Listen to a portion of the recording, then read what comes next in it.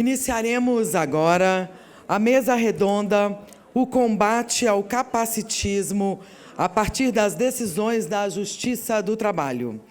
Compõe a mesa, como presidente de mesa, Sua Excelência o senhor ministro Cláudio Mascarenhas Brandão, do Tribunal Superior do Trabalho e diretor do Centro de Formação e Aperfeiçoamento de Servidores do TST. Como debatedores, doutora Ana Paula Talceda, desembargadora do TRT da 17ª Região e membro do Conselho da Escola Nacional de Formação e Aperfeiçoamento de Magistrados do Trabalho. E o doutor Eduardo Miléo Baracá, desembargador do TRT da 9ª Região. Tem a palavra o ministro Cláudio Brandão. Mais uma vez, boa tarde a todos. Agora é um prazer retornar à mesa. É sempre bom poder estar aqui a participar deste evento. Renovo os cumprimentos que já fiz hoje pela manhã. E também, para que eu não cometa a mesma gafe, já logo fazer a minha autodescrição. Tenho 62 anos, sou branco, poucos cabelos brancos, 1,65 m de altura, 68 quilos. Estou vestindo paletó preto, camisa branca, gravata rosa. Nordestino, baiano, com muito orgulho. Repito sempre isso, para as pessoas saibam de onde eu vim e para onde um dia eu irei voltar. Certamente assim o farei. Não sei se andando ou levado, mas certamente um dia para lá voltarei. E talvez as cinzas sejam jogadas no Mar da Bahia, que é sempre bom, né? Ter este prazer de voltar às nossas raízes. Eu digo sempre que as nossas raízes são muito importantes, porque elas nos fixam à terra. A metáfora da árvore é muito simbólica para mim.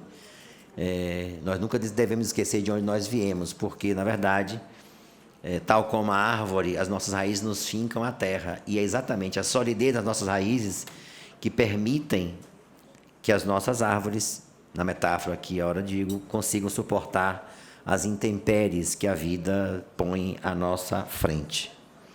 Quero cumprimentar todos os presentes que nos assistem também pela forma telepresencial e dizer que os relatos que estamos tendo hoje pela manhã e agora à tarde são, na verdade, experiências para nós enriquecedoras. Mas, ao mesmo tempo, digo, e aí uso a fala do Rafael há pouco, é lamentável que nós precisemos fazer eventos como este para que nós possamos ouvir falas tão impactantes. Talvez não fosse necessário que nós discutíssemos ainda hoje, 30 anos depois, a lei de cotas. Já que todo mundo sabe que a política de cotas, a política pública é sempre uma ação afirmativa, que o ideal é que ela não existisse, mas se ela existe, era muito bom que ela tivesse vida curta. E se ela tem vida longa, porque nós estamos ainda muito distantes da verdadeira inclusão. E também, só para fazer um registro importante, de todas as falas que nós vivenciamos hoje, talvez uma que tenha a capacidade de sintetizar tudo aquilo que nós ouvimos e estamos vendo, foi aquela segundo a qual a deficiência é uma experiência muito isolada, uma experiência de vida muito solitária. Isso é algo muito impactante em nossas vidas, né? E é bom que nós estejamos atentos a isso. Nós que estamos a compor o sistema de justiça e que precisamos estar atentos a isto. A solitude da experiência da deficiência e o quão importante é que nós estejamos atentos a isso quando nós estivermos diante de um caso para ser julgado. Quais serão as nossas compreensões de mundo ao enfrentarmos o desafio da inclusão pelo trabalho, pelo sistema de cotas? E eu disse há pouco também a Priscila que eu tenho sempre falado nas minhas palestras sobre o tema, que o direito deve muito à psicologia, à sociologia e à medicina nesta área, porque nós estamos ainda muito defasados nesse campo.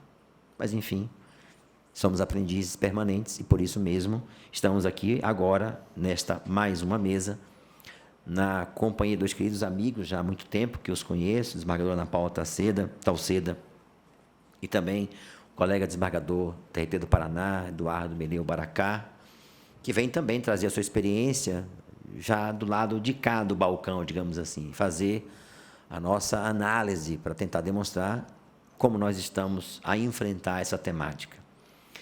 E é sempre difícil para o presidente de mesa ter a difícil tarefa de controlar o tempo, mas temos que seguir adiante, até porque algumas pessoas retornam para suas casas hoje, têm compromissos, inclusive, de horário de voo. Mas eu não posso deixar aqui de saudar ambos muito fraternalmente, porque é um prazer estar com pessoas tão ilustres aqui a dividir esta mesa. E me incumbe também fazer aqui fazer breve síntese, digamos, é um pleonasmo, mas é para que nós possamos aqui objetivar, e já farei dos dois. A desembargadora Ana Paula Tauceda, desembargadora, como disse, TRT da 17ª Região, Estado do Espírito Santo, mestre em Direito Constitucional, Direitos e Garantias Fundamentais pela Faculdade de Direito de Vitória, professor de pós-graduação dessa mesma faculdade, presidiu o tribunal daquele Estado 2019 a 2021, é membro do Conselho Consultivo, do Conselho da Escola Nacional da Magistratura, da nossa ENAMAT, desde fevereiro deste ano, e também é diretor da Escola do Tribunal da 17ª Região, desde fevereiro deste ano. O igualmente desembargador Eduardo Mireu Baracá, do Tribunal da 9ª Região do Estado do Paraná, professor do Programa de Mestrado e Doutorado do Centro Universitário de Curitiba, Unicuritiba, do Programa de Mestrado do Centro Universitário do Distrito Federal, UDF, mestre e doutor em Direito das Relações Sociais pela Universidade Federal do Paraná, pós-doutor pela Eugênios Cambridge, só me engano, porque aqui estava errado, Centro de Direitos Humanos e pelo Centro Universitário do Distrito Federal, UDF, autor de obras como A Boa-Fé e Direito Individual do Trabalho, Prescrição Trabalhista, Súmula 294 TST, Trabalho da Pessoa com Deficiência, Estudos sobre a Exclusão e Inclusão Social, Acesso à Justiça e Reforma Trabalhista, Análise da Lei 13.467 de 2017. Pelo tempo regulamentar de 20 minutos, falará a primeira desembargadora Ana Paula Tauceda Branco, a quem concedo prazerosamente a palavra. Muito obrigada, excelência. Vou botar à esquerda dele. Ela se levanta. Vai até o púlpito. Boa tarde a todas, todos e todes. Sejam muito bem-vindos. Mais uma vez, vou fazer a minha autodescrição, agora de maneira mais rápida. Estou também apreensiva com o tempo, porque estamos atrasados em nosso trabalho. Vou tentar contribuir um pouco. Caso eu esteja falando muito rápido, levantem a mão, sinalizem que eu seguro o meu ritmo. Bom, eu sou Ana Paula Tauceda, mãe da Maria Clara, uma mulher de 20 anos, pessoa com deficiência motora, linda, bendita, amada, que luta consistentemente pela derrubada das barreiras atitudinais, físicas e culturais de todas as pessoas com deficiência, no país e no planeta, e que, para além da característica de pessoa com deficiência, carrega em si características que fazem, no seu pedacinho de mundo e atuação, a existência certamente melhor e mais responsável. Eu sou filha da Valdívia, uma baiana matriarca, sou pernambucana, sou casada com Luiz Cláudio, professora e desembargadora, tenho 55 anos, cabelos castanhos claros, nos ombros, meço 1,60 m, cada ano eu fico menor, peso 64 quilos hoje, cada ano fico mais pesadinha. Estou vestindo um terno preto de blusa verdes em muitos tons, sapato verde, um blazer curtinho com uma calça preta, e estou usando verde em função do mês verde, que é esse setembro. E quis fazer essa homenagem. Confesso que, nos últimos anos, não estava gostando mais de usar nem verde nem amarelo. Mas, por esse setembro verde, eu superei essa dificuldade. Quero registrar aqui que é uma honra muito grande dividir a mesa com o ministro Cláudio Brandão e com o desembargador Eduardo Baracá, que são referências doutrinárias de peso para toda a doutrina trabalhista e que muito me satisfaz por estarem ao meu lado, ladeados, para refletirmos juntos sobre um tema complexo, profundo e árduo, porque capaz de mostrar as entranhas de ausência de saberes e de preconceitos que existem em cada um de nós e, portanto, são refletidos em nossa instituição. Quero saudar aqui os organizadores desse evento, na pessoa do Dr. Bruno Rodrigues, juiz auxiliar da ENAMAT, cuja competência, dedicação com que vem fazendo o seu trabalho na escola tem feito toda a diferença para o nosso aperfeiçoamento e crescimento como profissionais. Quero saudar a servidora Cristiane Pitombo, coordenadora pedagógica da escola, que, tanto no planejamento como na execução das atividades, fazem com que, sob o aspecto profissional, essa escola seja uma escola. Muito obrigada. Bom, já gastei 3 minutos, isso não é bom. Tentei buscar falar com as senhoras e os senhores numa perspectiva analítica, mas vou fazê-lo de fácil acesso, começando a minha fala por uma análise do ponto de contato que existe entre parte de uma construção da criminologia crítica sobre a função do direito penal no sistema capitalista e a relação disso com o direito do trabalho no trato das pessoas com deficiência. Essa construção, olha, eu já tinha que ter passado o slide. Essa construção parte do pressuposto de que o Estado não é um consenso, não. O Estado foi escolhido para ser um lugar onde os interesses antagônicos, onde os conflitos de classe pudessem ser resolvidos sem que a sociedade fosse autodestruída. Portanto, na relação do sistema capitalista com o direito penal, o que resta claro é que, tendo em vista que o Estado não é um consenso, prestem atenção, essa parte da doutrina nos ensina, essa construção doutrinária, capitaneada por brilhantes juristas, inclusive Roberto Lira Filho e Leandro Conder, ela nos denuncia que o Estado, na verdade, não domina nada. Ele é dominado pelos detentores dos meios de produção.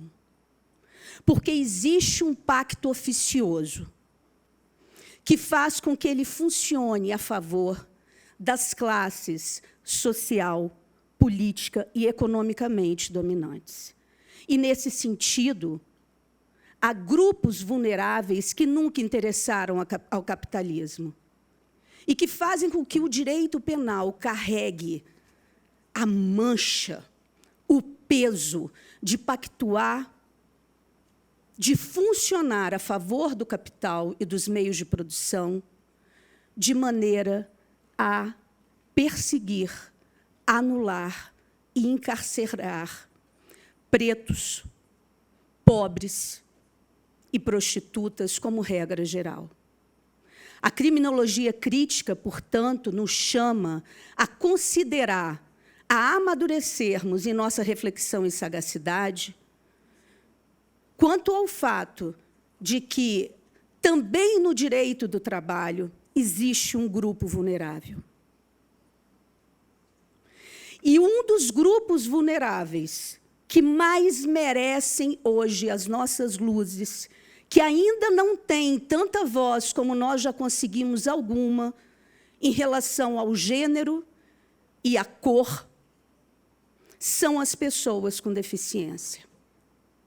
Por isso é necessário, numa perspectiva de que o direito é um sistema aberto, coisa que se negava quando ele sai da filosofia e se torna uma ciência com base em toda a cientificidade que nós devemos, kelseniana, mas o direito, a partir dos anos, ele foi se tornando ciente de sua capilaridade com outras ciências. Nós, do direito, não podemos discutir condições de trabalho ideais se não conversarmos com a engenharia, se não conversarmos com a medicina, se não falarmos com a arquitetura.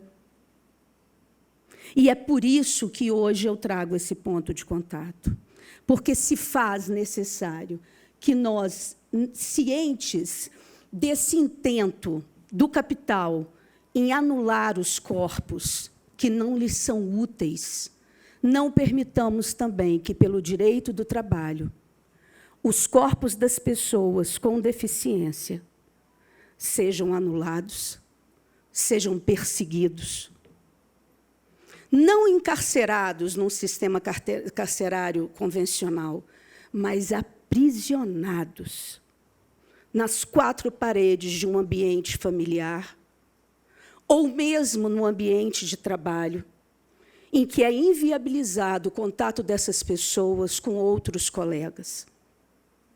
O direito do trabalho não pode permitir isso, seja pela sua função existencial, seja por aquilo que nos cabe hoje, analisar, anunciar e denunciar, que é a jurisprudência de nossos tribunais.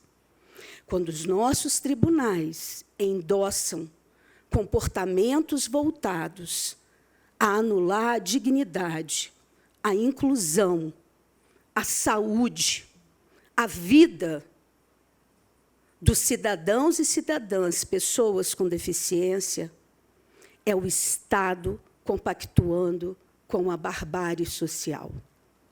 É o próprio Estado rasgando a Carta Republicana, que é a carta de intenção de nosso povo, e que precisa ser encarada e levada a sério e cumprida. Acabou, 9 minutos. Passo para aquilo, então, o ministro Cláudio não teve nenhuma misericórdia de mim.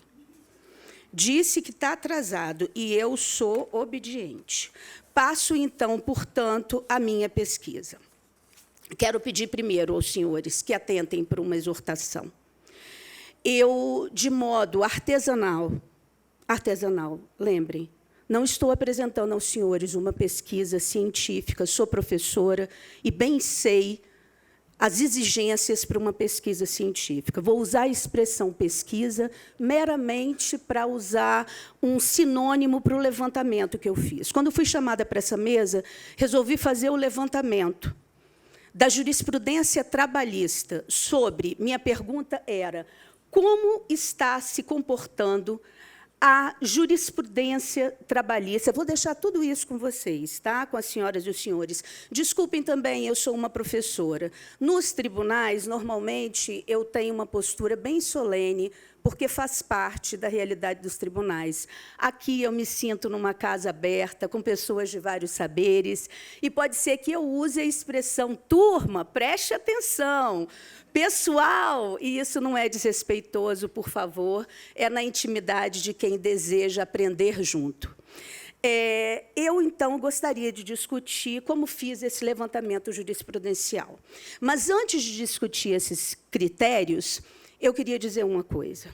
Eu fiz a seguinte pergunta: como vem decidindo a jurisprudência dos tribunais do trabalho e do TST em relação aos fundamentos utilizados pelas atuais normas nacionais e internacionais de inclusão, pela nova ordem? Como tem sido o fundamento desses acórdãos? Para tanto, eu usei como base de pesquisa o Sistema Oficial de Pesquisa dos 24 regionais. Além deles, fiz um cruzamento com as informações que eu obtive com outra ferramenta de pesquisa jurisprudencial, que é a Magister. O recorte de tempo, quis pegar um período anterior à reforma trabalhista, porque ela vem, de fato, tentar criar uma nova ordem, que a gente resiste contra ela, apesar de saber da importância do respeito ao legislativo, mas nas suas anomalias, no sentido mais feio da palavra, em relação aos princípios de direito do trabalho, e algum tempo desse ano, 2 meses desse ano. E a primeira conclusão que eu queria compartilhar com todas e todos, ela diz respeito ao seguinte: em 90% de todos os acórdãos levantados, a referência às pessoas com deficiência é portadores. Já nas ementas, portadores. Nós, magistrados, conhecedores da lei, dizemos que as pessoas com deficiência portam suas deficiências. Os acórdãos mais lindos que eu já encontrei, que refletem um compromisso social inafastável. Portadores de deficiência. Então, eu queria fazer uma exortação nos moldes do que eu fiz no início. Fiquemos atentos à nossa linguagem. A linguagem é uma ferramenta de identidade de um povo, de consolidação de valores, de libertação de opressões. A cartilha utilizada pela comunidade das pessoas com deficiência é pessoa com deficiência, porque elas não portam deficiência, elas trazem consigo todas as características, atributos, belezas, dificuldades que todos nós temos. Partindo propriamente para a pesquisa, eu trouxe várias informações. A primeira é que, nesses 7 anos e 4 meses de levantamento que eu fiz, prestem atenção, olhem a quantidade de julgados, foram 44 julgados nesse período, utilizando como fundamento a nova ordem jurídica do sistema de proteção pela inclusão da pessoa com deficiência. O tribunal que mais usou esse fundamento foi a 4ª região, seguido da 15ª, seguido da 12ª, estou pulando alguém? E a 3ª. Todos os outros ainda têm uma média de 2 a 1 decisão ao longo de 7 anos e 4 meses usando esses fundamentos. Não bastasse isso, eu resolvi escolher palavras. E as palavras, eu não vou dizer todas, mas foram muitas, porque eu queria encontrar julgados que, pelo menos, tangenciassem essa questão da inclusão da pessoa com deficiência no mercado do trabalho. Então, foi inclusão da pessoa com deficiência, ambiente inclusivo, adaptação razoável, gênero, aceitação de trabalho, Agenda 2030, Convenção de Nova York, Lei Brasileira de Inclusão, livre escolha, colocação competitiva, protocolo facultativo. Usei na Agência 2030, na esperança da gente já ter amadurecido um pouquinho, que é a atual Agenda de Direitos Humanos, que inspira o planeta, as ODS 5, ODS 8, os ODS 5, 8, 10 e 16, que dizem sobre o desenvolvimento sustentável na perspectiva de inclusão de gênero, na perspectiva de redução de desigualdades, de trabalho decente e de instituições eficientes. Já deu o meu horário? Acabou. Eu tenho 5 minutos. Acabou. Então, não vou dizer mais nada. Olhem só, as matérias foram essas, vou deixar tudo para os senhores. E, apesar do número muito pequeno, há algo de auspicioso nesse número. Se em 2016 só houve 2 julgados nesse sentido, em 2023 nós já temos 20 julgados. E isso considerando 2 meses de 2023. Segundo, nas causas envolvendo cotas, nas suas mais distintas vertentes, foram encontrados 12 acordos que não aceitam qualquer justificativa, seja para contratação, seja para base de cálculo, seja para dispensa de trabalhadores, sem respeitar o artigo 93 da 8.213. Terceiro, já existe o efeito paralisante na nossa jurisprudência trabalhista. Por quê? Porque 24 acórdãos se posicionam no sentido da adaptação razoável do trabalho, com diminuição da jornada de trabalho e sem diminuição de salário, para os pais que comprovadamente têm filhos que são pessoas com deficiência, principalmente nos casos de paralisia cerebral, espectro autista e síndrome de Down. E esses acordos trazem uma linha argumentativa que densifica muito o conceito de adaptação razoável. Portanto, há uma evolução jurisprudencial, porque, quanto a essa matéria, 9 acordos, sob aspecto quantitativo, 9 acórdãos são de 2023, só desses 2 anos. 13 acórdãos estão fazendo também o efeito paralisante advertido pelo STF no julgado do recurso, eu estou falando correndo, no julgado do recurso extraordinário, uma advertência feita pelo ministro João Mendes, de relatoria do César Peluso, em que ele diz: a gente precisa julgar segundo essa nova ordem. E aqui é feito um exercício hermenêutico avançado, usando a analogia, para estender aos servidores públicos da administração direta, autárquica e fundacional um direito que, a princípio, só pertenceria aos estatutários. E aí, esses trabalhadores também têm o direito a essa adaptação razoável, com base nessa norma aplicada do artigo 98, parágrafos 1º e 2º, da 812. Quinto, existe já decisões, não se prendam só no número, estamos aprendendo, mas na qualidade. Por isso eu disse que uma análise quantitativa e qualitativa. Existem decisões reconhecendo o direito a receber, a ser compensado moralmente pelo descumprimento das leis das pessoas com deficiência.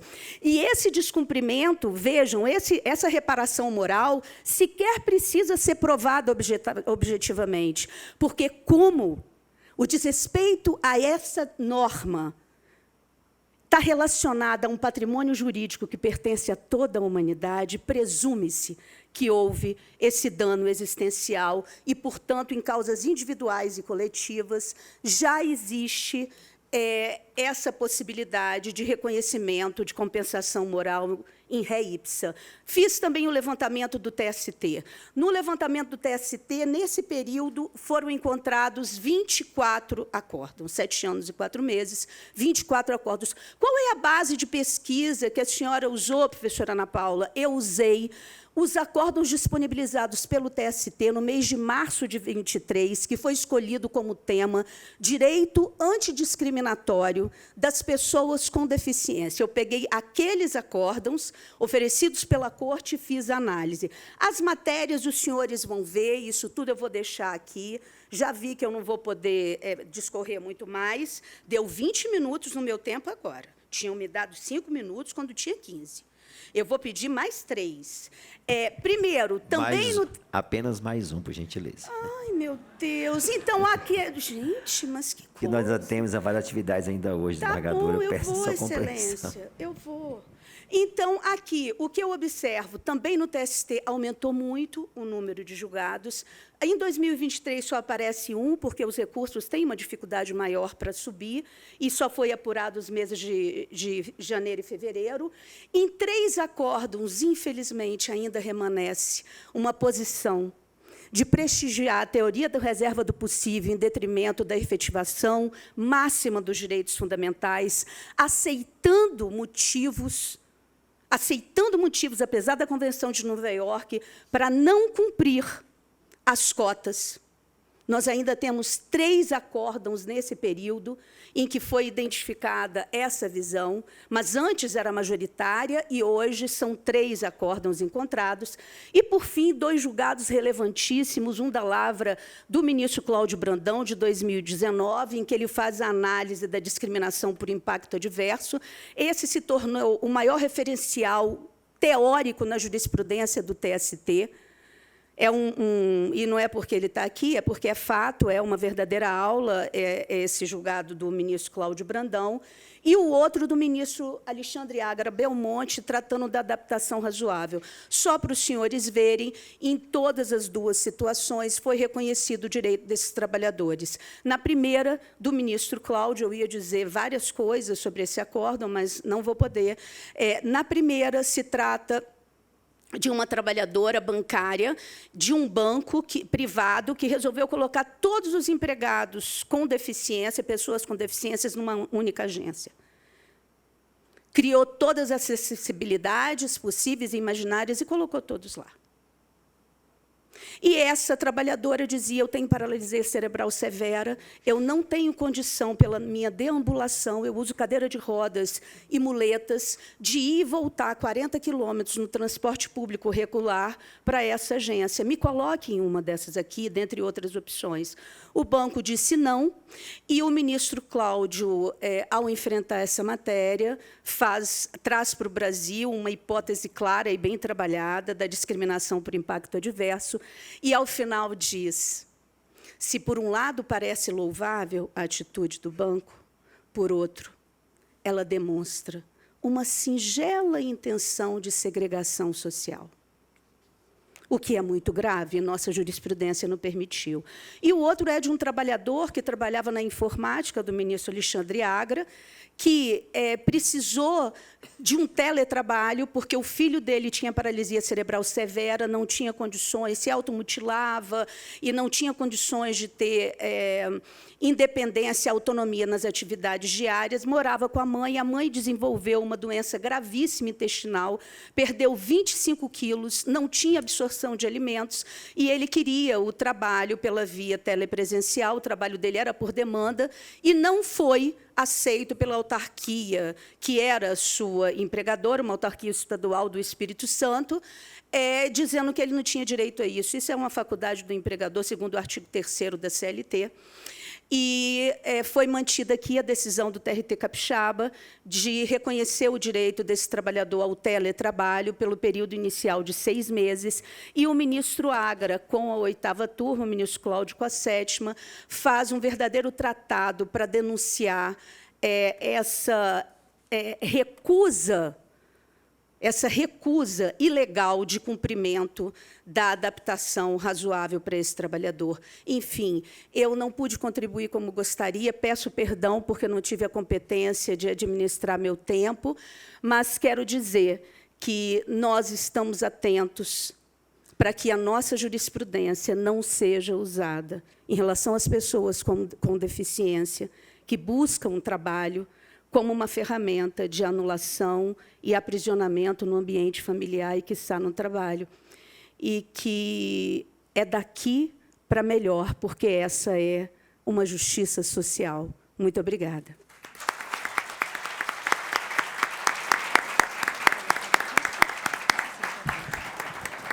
O papel ingrato sempre cabe ao presidente da mesa, mas é por conta da organização. Eu peço desculpas, desembargadora Ana Paula, mas é porque nós temos ainda várias atividades e, enfim, temos que administrar aqui o tempo. Então, agora, com a mesma honra e o mesmo prazer, eu passo a palavra ao desembargador Eduardo Baracá, também pelo tempo de 20 minutos. Eduardo, você levanta e vai até o público.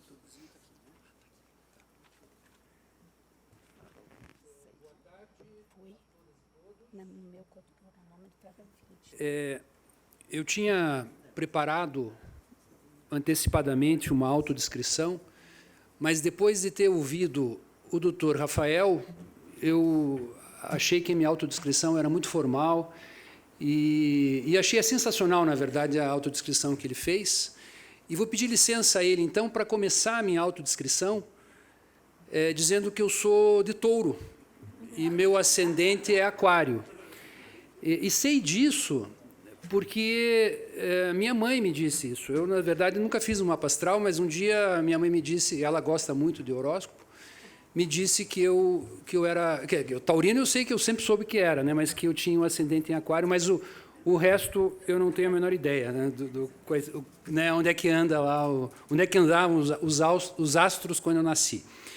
Eu sou um homem de 58 anos, branco, sou de Curitiba, do Paraná, podem observar, né, quando a gente toma leite quente, todo mundo sabe que a gente é de lá. Estou usando um terno azul, uma camisa azul e manchada com café, que eu derrubei no avião.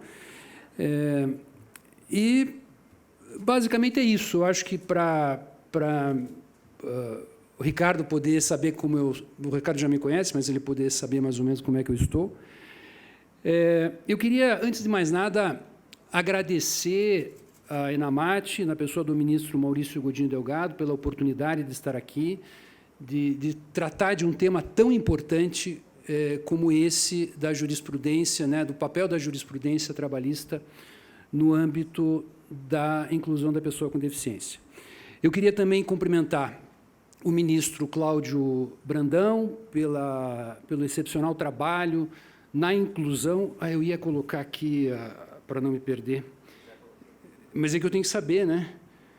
Tá, já passou, 1 minuto já passou, né? 2. Tá. Queria, então, reiterar, né, a minha admiração pelo ministro Cláudio, pelo excepcional trabalho que ele tem feito em prol da inclusão, seja doutrinariamente, seja no âmbito das suas decisões. Queria cumprimentar também a desembargadora Ana Paula Talceda pela brilhante carreira, pela brilhante exposição. E aí fico, de certa forma, embora não esteja usando saia, mas de saia justa, porque eu vou falar depois de falas tão impactantes e que me impactaram profundamente. Então, vou tentar, em alguma medida, ser breve, atender o tempo e ser objetivo. Bom, então, como é que nós começamos aqui o slide? Vocês já colocam, tá. Então, o tema que nos foi proposto, né, o combate ao capacitatismo a partir das decisões da Justiça do Trabalho, me suscitou a seguinte indagação, a seguinte pergunta, porque eu pensei, eu tenho que falar alguma coisa na perspectiva do que me afeta, né, do que me suscita este tema. E me ocorreu essa pergunta, que está ali no slide e que eu vou ler. Qual o papel da jurisprudência trabalhista na construção de um direito que reconheça a igualdade de oportunidades entre trabalhadores com deficiência e os demais? Qual é esse papel? E para responder ou tentar, né, dar uma resposta razoável a essa indagação, me parece que nós temos que fazer uma opção metodológica. Uma opção metodológica entre um positivismo legalista, né, que, na verdade, uma opção metodológica para indagar a efetividade dos direitos fundamentais. Então, temos que fazer uma opção metodológica para enfrentar a efetividade dos direitos fundamentais. E, para esta resposta, então, nós temos 2 opções metodológicas, a princípio. A primeira, de um positivismo legalista, que reflete uma visão mais restrita dos direitos fundamentais, e a outra, das teorias que defendem uma efetivação dos direitos fundamentais por meio dos princípios e dos tratados internacionais de direitos humanos. É claro que essa igualdade substancial que se busca por meio da efetividade dos direitos fundamentais, ela passa necessariamente pelas ações afirmativas, em especial a ação afirmativa prevista no artigo 93 da Lei 8.213, que todos conhecemos, que foi falada várias vezes aqui, relativa à obrigação das empresas com mais de 100 empregados de contratar pessoas com deficiência. Mas vejam, essa ação afirmativa, embora ela seja de extrema importância, e eu reitero aqui a sua importância, ela não é suficiente. Ela não é suficiente por quê? Porque ela permite exatamente o que todos criticaram até agora, desde a doutora Daniela, a procuradora, o doutor Rafael, a doutora Ana Paula, e que nós temos criticado reiteradamente, porque ela permite uma discussão apenas a partir da regra. Ela permite a discussão apenas a partir da aplicação do artigo 93 da Lei 8.213. Ora, se a discussão se limita à regra, consequentemente, ela abre a brecha para que se alegue que não existem pessoas com deficiência aptas, capazes a ocupar os postos de trabalho que são ofertados. Então, me parece que essa perspectiva metodológica ela é extremamente importante. Por quê?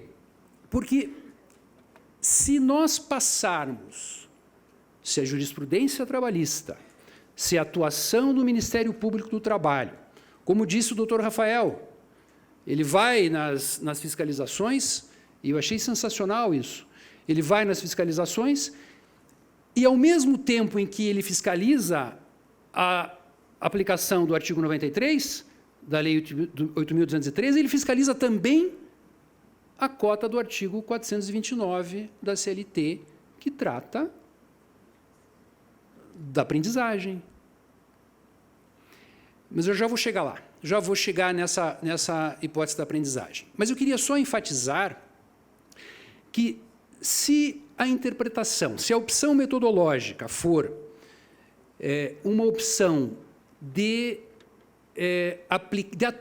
fiscalizar, de verificar a atuação das empresas destinatárias do artigo 93 da Lei 8.213, se a interpretação for teleológica e sistemática, ou seja, se a partir de uma interpretação teleológica e sistemática, observando-se não apenas a regra, claro que a regra é importante, eu enfatizo isso, o artigo 93 é extremamente importante, mas se além do artigo 93, se buscar interpretar a atuação das empresas a partir da Constituição, tendo em vista as normas gerais de direito, os tratados internacionais de direitos humanos, mas, principalmente, a Convenção Internacional dos Direitos da Pessoa com Deficiência.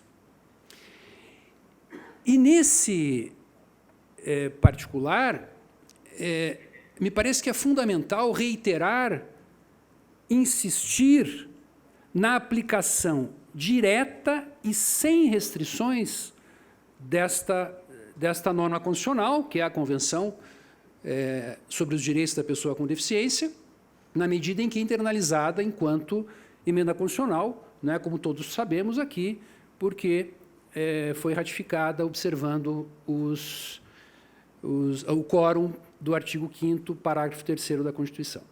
Pois bem, então, tendo esta primeira premissa, de certa forma, superada, eu queria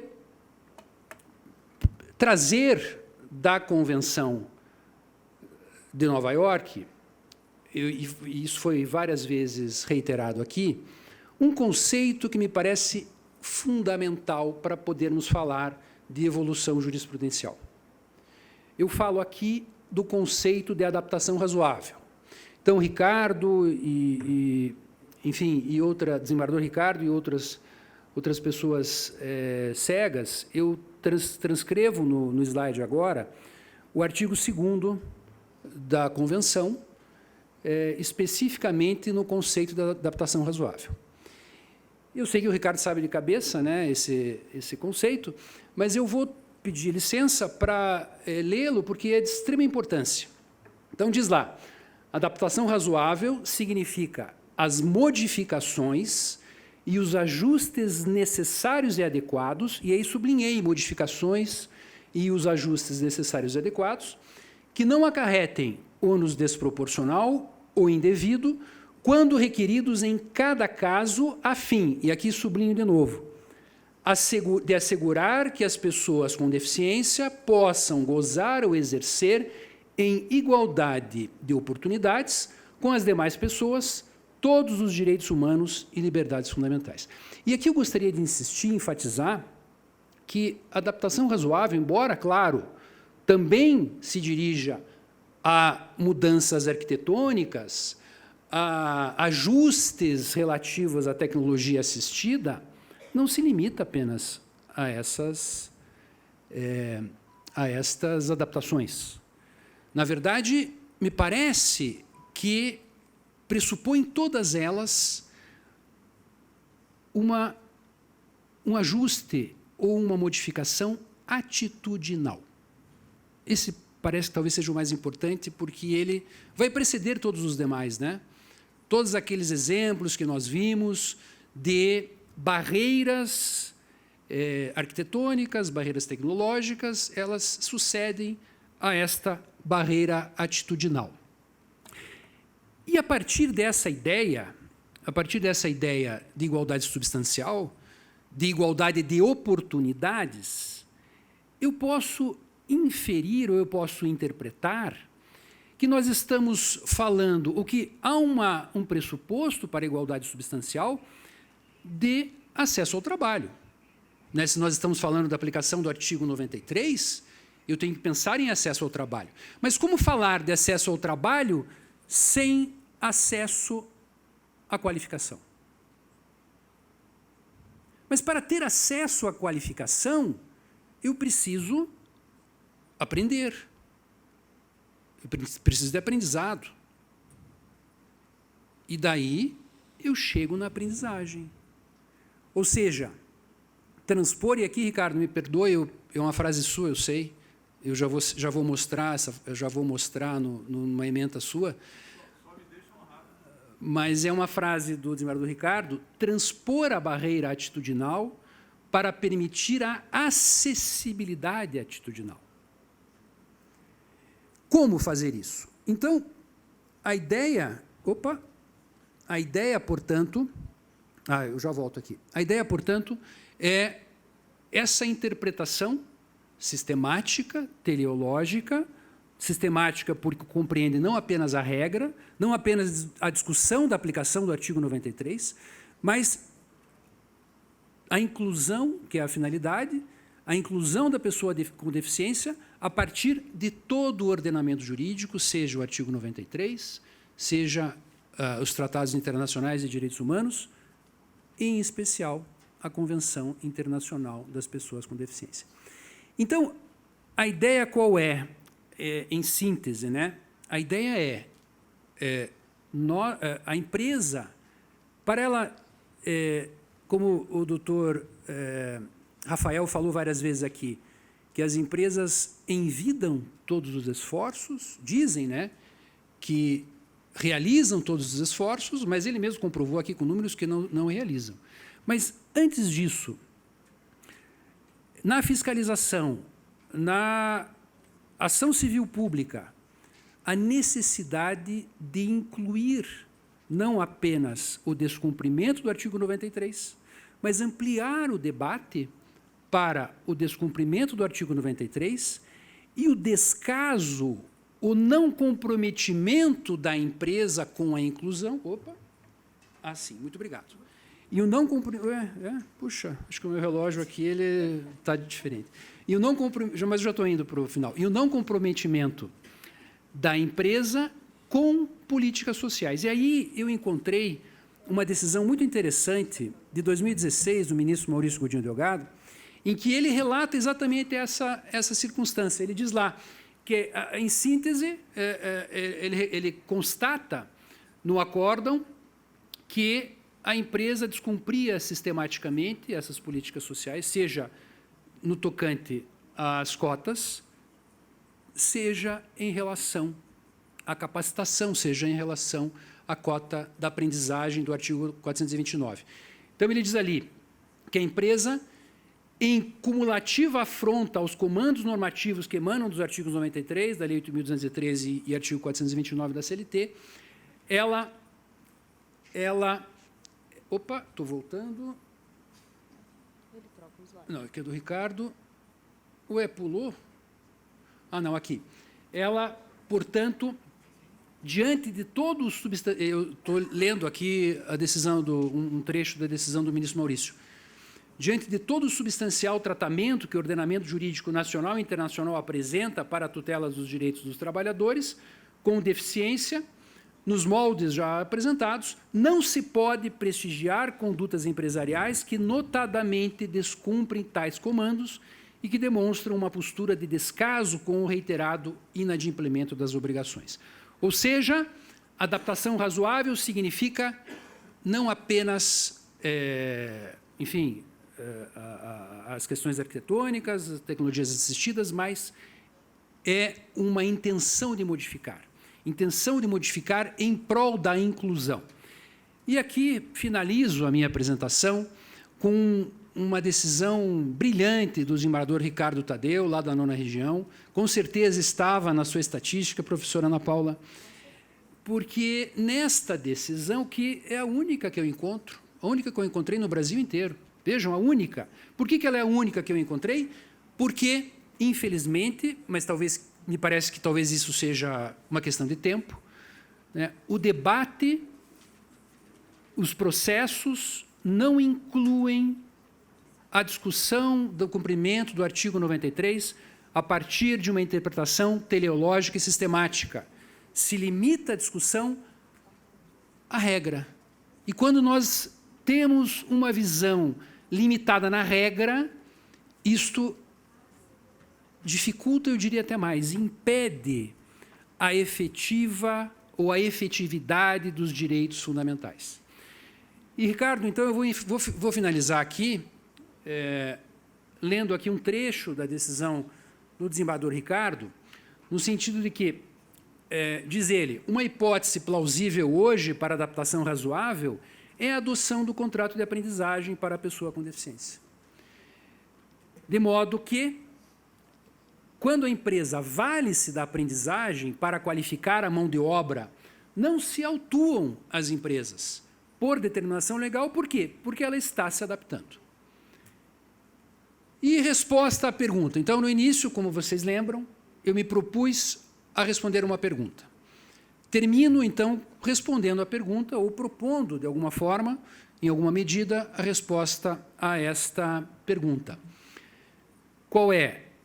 Cabe, sim, à jurisprudência trabalhista a construção de um direito que reconheça a igualdade de oportunidades entre pessoas com deficiência e as demais, por meio da interpretação teleológica e sistemática do ordenamento jurídico, com fundamento na Constituição, princípios, direitos humanos internacionais, sobretudo aqueles da Convenção de Nova York. Era isso, ministro Cláudio. Muito obrigado.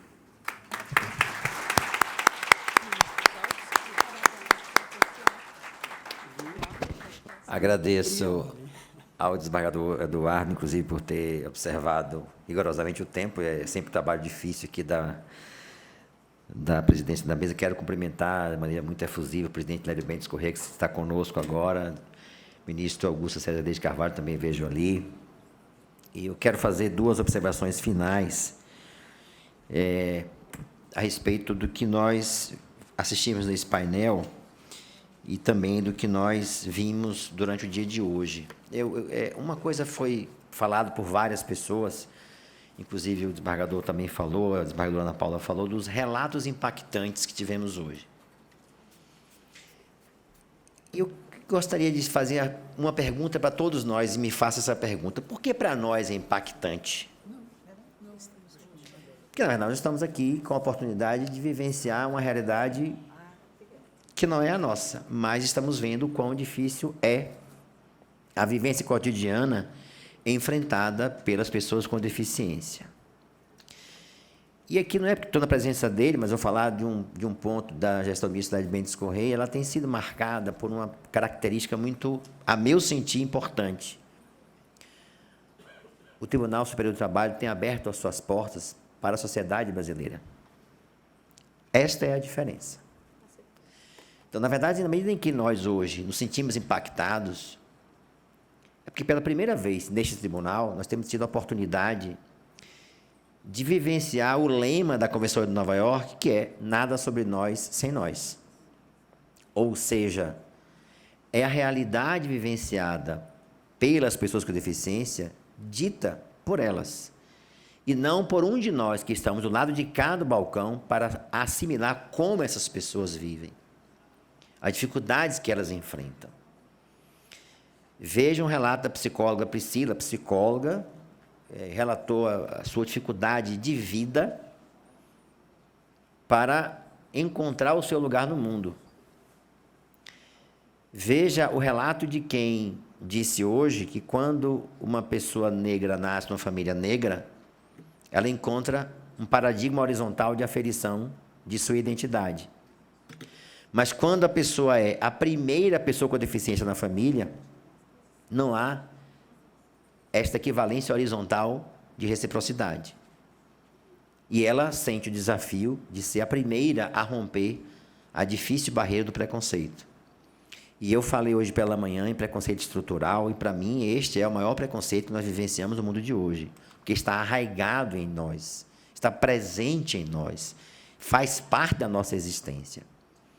E a todo momento, por mais que nós tentemos e fazemos disso exercício diário, cotidiano e habitual, de não sermos capacitistas, a cada segundo que nós falamos, nos comportamos e agimos, nós reproduzimos atitudes capacitistas. Então, se o tribunal hoje abriu as suas portas, e todos nós estamos assim, verdadeiramente, eu diria, machucados pelo que vimos internamente, vai a provocação.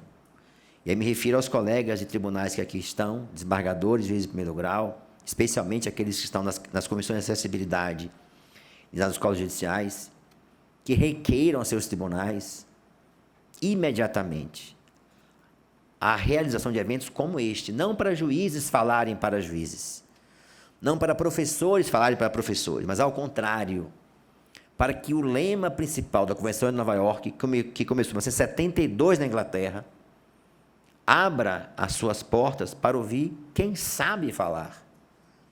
Não é alguém ocupar o lugar de para falar sobre.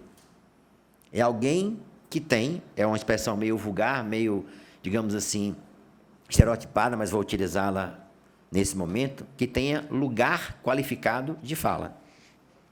Porque só assim, e somente assim, os juízes do Brasil inteiro, do trabalho, mudarão a sua cabeça. A Convenção de Nova York está em vigor desde 2009 no Brasil. E desde 2009, inclusive, neste Tribunal Superior do Trabalho, nós reproduzimos emendas que são, a meu sentir, inconstitucionais, porque estão em descompasso com a Convenção da ONU, equivalente à emenda constitucional. É a primeira provocação que faço. E a segunda provocação diz respeito agora diretamente aos colégios de primeiro e segundo graus. O relato que Rafael fez, na verdade, é objeto, aqui me dirijo a Enamate. Recentemente eu fui provocado, por provocação da assessora Caterine, porque o Ministério do Trabalho está preocupado com como os juízes do Brasil, do trabalho do Brasil, pensam que é feita uma autuação no campo do descumprimento da regra de cotas. E nós vimos há pouco o Rafael demonstrar que não é o auditor chegar numa empresa, sentado numa carteira, pegar uma ficha ou uma RAIS e lavrar um auto de infração. Não é assim que acontece. Então, as auditoras que a Catarina me apresentou, porque sabe da minha atuação neste campo, estão preocupadas e querem mostrar como é feita a autuação, quando se chega à autuação, para demonstrar que não é uma atitude irresponsável que o auditor fiscal do trabalho tem ao chegar à empresa, ao contrário, há todo um trabalho de convencimento, de análise, concessão de prazo, de recursos administrativos, para depois se chegar à lavratura do auto de infração.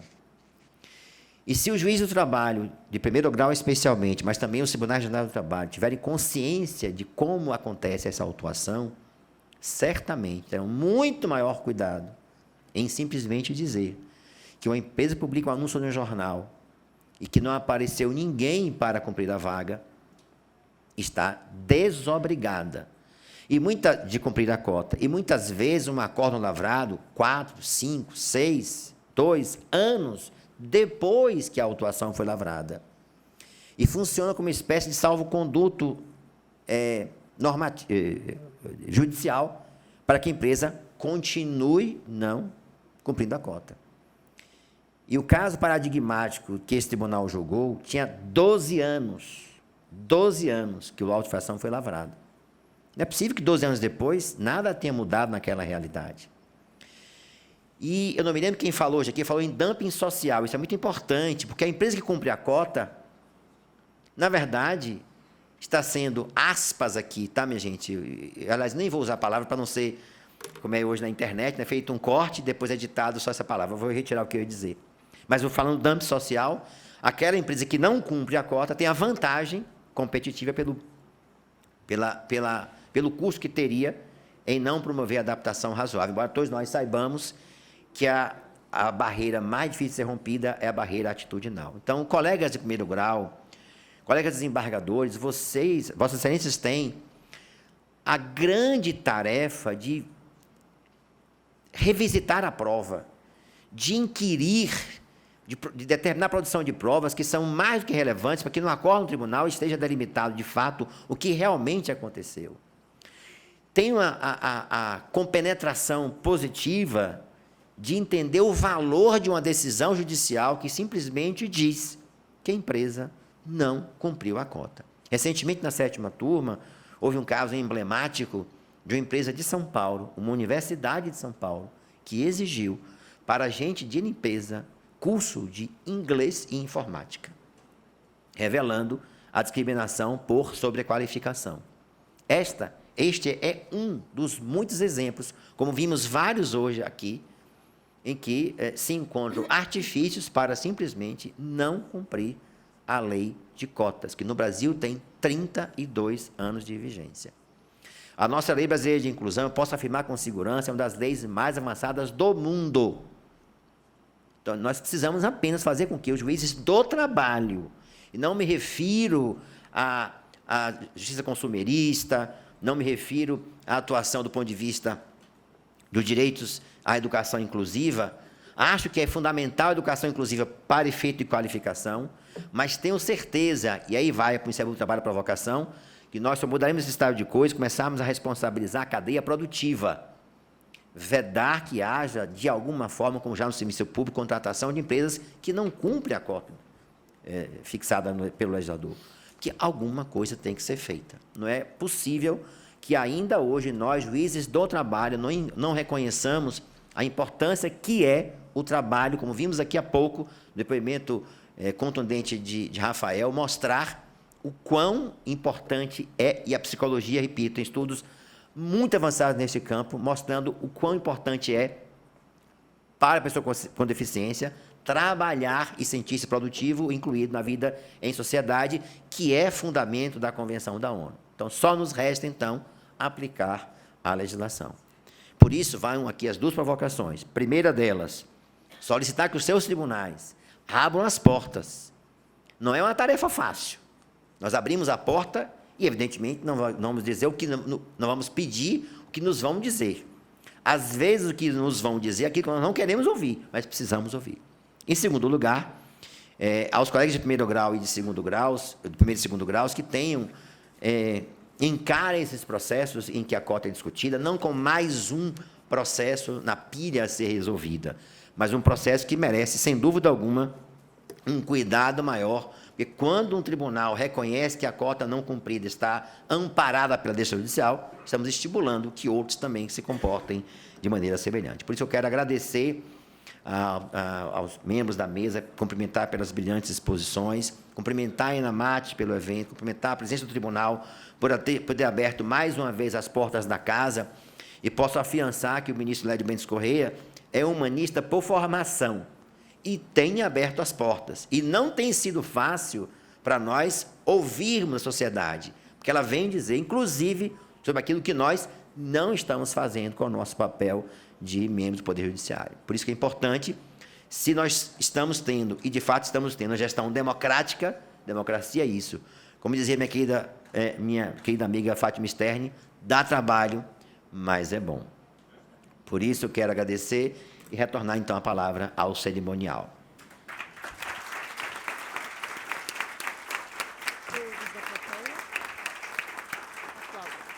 mestre de cerimônias está atrás do... Neste momento, o presidente de mesa fará a entrega dos certificados de participação e do troféu comemorativo 80 anos da CLT aos debatedores. Ele se levanta Por favor. e entrega o certificado à Ana. Eles fazem pose para uma foto.